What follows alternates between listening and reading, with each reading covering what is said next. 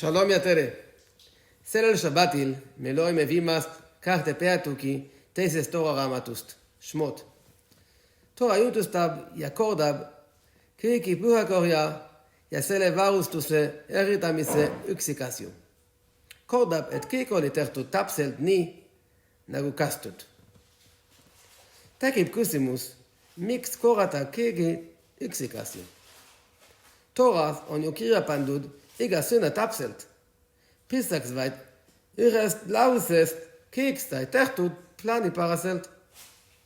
Aga siit tuleb oluline sõnum meile kõigile. Teooria ja praktika vahe on nagu vahemaa maa ja taiva vahel. Hebrea keeles öeldakse irooniliselt, ma olin imeline isa seni, kuni esimene lapse sündis. Kuidas me seda vahemaad ületame? Kuidas meil õnnestub kõige elu viia täpselt plaanipäraselt? 3 vastust leiame sellest nädala peatukist. Uskuda Jumala käsku tähendab uskuda, et see on õige tee.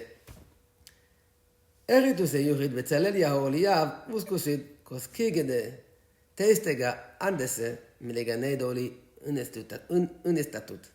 Ja see tähendab usku endasse. Tähelepanu tuleb pöörata kõikidele detailidele ja see tähendab, ei tohi lasta üle nõrkade. Soovin endale ja kõikidele soovide täitumist nii isiksuse arengus kui ka vaimses kasvus. Shabbat shalom.